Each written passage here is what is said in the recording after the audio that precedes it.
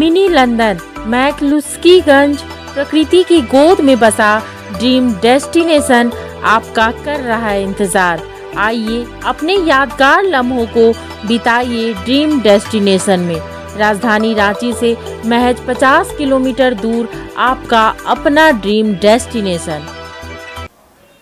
पुरैयाहाट के विधायक प्रदीप यादव ने अनुबंध पर काम करने वालों को तत्काल अस्थायी नियुक्ति का मामला ध्यान आकर्षण प्रस्ताव में उठाया। प्रदीप यादव ने हेमंत सरकार पर यह भी आरोप लगाया है कि आउटसोर्सिंग में काम करने वाले लोगों को नियुक्ति के एवज में रिश्वत भी देनी पड़ती है। वहीं प्रभारी मंत्री रामेश्वर उरांव ने कमेटी की रिपोर्ट आने के बाद कार्रवाई करने का आश्वासन दिया है। को हम कर रहे हैं कि हम अगर एजुकेशन दे रहे हैं, जैसे पॉलिटेक्निक की बात में एक उदाहरण आपके सामने पेश करता हूं। जैसे पॉलिटेक्निक में अस्थायी प्रोफेसर है, उनको 1,32,000 पर मंथ मिलता है। जो दैनिक है यानी अनुबंध के आधार पर जो बहाल है, लगभग 19 ही बचे हैं इस राज्य में, उनको लगभग 70 से 80 हजार मिलता है, 70,000 लगभग मिलता है। और जो दैनिक भोगी है, जो घंटी आधारित है, उन्हें 25,000 भी नहीं मिलता। इक्वलिटी यहां होनी चाहिए कि जब हम एक ही काम कर रहे हैं अध्यक्ष महोदय, हम भी पढ़ा रहे हैं, आप भी पढ़ा रहे हो, अध्यक्ष जी भी पढ़ा रहे हैं, उसी काम को कर रहे हैं। अस्थायी की बात तो बाद में करेंगे। हम कह रहे हैं कि हमको ये सामान्य सुविधाएं मिलनी चाहिए, आप उस पर क्यों नहीं गौर करते? उस आदेश में ये बातें हैं। और उस ओर मैं जोर कर रहा हूं कि चाहे वो किसी क्षेत्र में काम करने वाले लोग हो, आप इस पर सरकार का प्रयास होना चाहिए। पहला मेरा ये है अध्यक्ष महोदय। और दूसरा कि भाई आप स्वयं सरकार एहसास करती है कि नहीं कि पूरे राज्य में जो छात्र हैं, जो 16 साल 17 साल आपको सेवा दी, पूरी जवानी उनकी चली गई, उनके उम्र चले गए, और एक वेग आप निकाल करके जो ई मैनेजर्स लोग हैं आपने घर में बिठा दिया। एक कहानी नहीं, कई कहानियां ऐसी है। भाई आप घर में बिठा दे, वो बेचारा क्या करेगा, कहां भीख मांगेगा कटोरा लेके? जरा हमें सरकार बताए कि उसके भविष्य के साथ किसने खिलवाड़ किया। वो मजबूरी में आपके यहां आ गया काम करने के लिए, और आपने उस मजबूरी का फायदा उठा करके उसका शोषण करके फिर दूध में मक्खी जैसे उठा के फेंका जाता है उस तरह आपने फेंक दिया। एक कहानी नहीं अध्यक्ष महोदय, अनेकों कहानियां। आपको यह भी पता है अध्यक्ष महोदय कि यह जो अभी आउटसोर्सिंग आई है, यह तो शोषण का सबसे बड़ा जरिया है। एक एक सदस्य इसमें कहेंगे पैसे लिए जाते हैं। अध्यक्ष महोदय मेरे पास 4 FIR है, गोड्डा के 2 FIR है, और हरित फाउंडेशन का एक आउटसोर्सिंग समग्र शिक्षा अभियान में जिसको शिक्षक बहाली 35 शिक्षकों की बहाली कंप्यूटर शिक्षक की दी गई थी। मैं इसलिए जिक्र करना चाह रहा हूं कि ताकि समग्रता से इस पर विचार हो सके। अध्यक्ष महोदय वेतन देगा उनको 8,000, वसूली किया गया बहाली के पहले 35,000, और पैसे लिए गए ऑनलाइन घूस के पैसे, उसके प्रमाण है मेरे पास।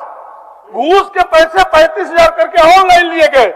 जब मेरे संज्ञान में आया तो हमने FIR करा, और FIR की कॉपी आपको भी देता हूं, मंत्री जी को भी अध्ययन के लिए दूंगा अध्यक्ष महोदय, कि आप देखें इस प्रकार से शोषण हो रहा। और अध्यक्ष महोदय उससे भी आश्चर्य आपको तब लगेगा कि जब उन्होंने 9 महीने काम किए, उनके वेतन नहीं मिले आज तक, तब वो मेरे पास लड़के आए कि हमने पैसे देके बहाली की और आज तक मेरे मानदेय भी नहीं मिला। ये कहानी है अध्यक्ष महोदय। इसलिए मैंने कहा एक व्यक्ति सहमत हो सकता है, लेकिन सरकार का अपना नियम कानून है। समान वेतन इसलिए नहीं मिलता है कि जो नियमित ढंग से कर्मचारी नियुक्त होते हैं वो ओपन बाजार से लिए जाते हैं। ओपन बाजार से ऐड निकलता है, विज्ञापन निकलता है,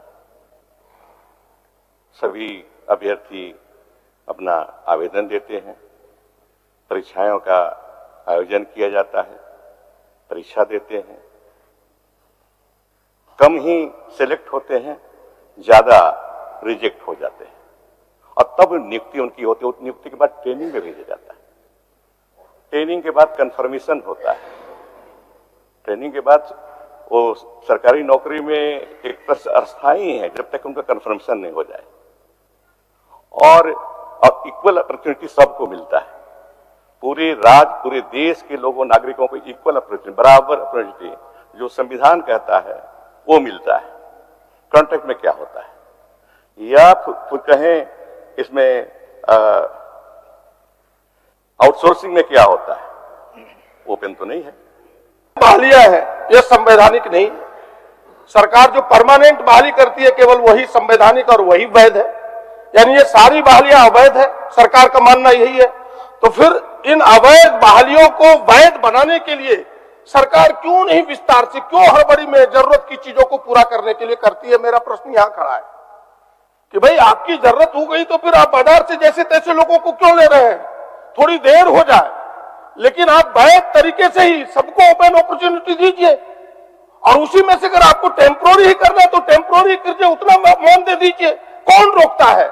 इस अवैध, यह जो अवैध धंधा है, इस अवैध धंधे पर लगाम लगाने की आवश्यकता है। मेरा सुझाव सरकार को ये होगा कि ये अवैध, अगर सरकार खुद अवैध मानती है, इसे वैध नहीं मानती, संविधान के अनुकूल नहीं मानती, तो आप फिर संविधान के अनुकूल काम करने से सरकार के हाथों को कौन रोका? जरा उस व्यक्ति का नाम बताया। हम सब तो नहीं रोके आपको। आप वैध कामों को कीजिए, इन बहालियों को वैध कराइए, और उसके वैध के लिए एक ही उपाय अध्यक्ष महोदय कि सब जो काम जिसको मिले, चाहे वो पढ़ाई के काम हो, कंप्यूटर ऑपरेटर के काम हो, आपको समान वेतन देना होगा और वैध बहाली करने का काम आपको प्रारंभ करना होगा। ये इसके निदान है अध्यक्ष महोदय। और जो शोषण हो रहा है अध्यक्ष महोदय, केवल अंतिम पंक्ति, बहुत लंबा नहीं खींचना चाहता, केवल अंतिम पंक्ति कि जो शोषण हो रहे हैं ये आउटसोर्सिंग कंपनी, उस पर तो आप लगाम लगाइए। जो मैं आपके संज्ञान में दे रहा हूं, आपके भी शिकायत आए होंगे आपके पास भी, ये सारे लोग वसूली करते हैं और ये अनुबंध कर्मी रखने में भी वसूली होता है। ये सारी चीजें बंद होनी चाहिए।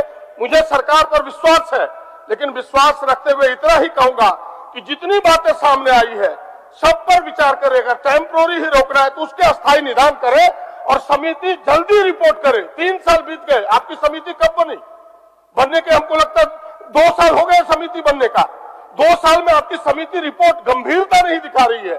समिति जल्दी अध्ययन करके रिपोर्ट करे और इसका निदान करे, ताकि भिन्न भिन्न विभागों में, चाहे स्वास्थ्य विभाग हो, शिक्षा विभाग हो, बिजली विभाग हो, कल्याण हो, ग्रामीण विकास हो, तमाम विभागों में काम करने वाले अनुबंध हो, चाहे दैनिक भोगी हो, चाहे आउटसोर्सिंग के माध्यम से हो, जिस प्रकार से भी लोग हो, उनकी समस्याओं का निदान कीजिए।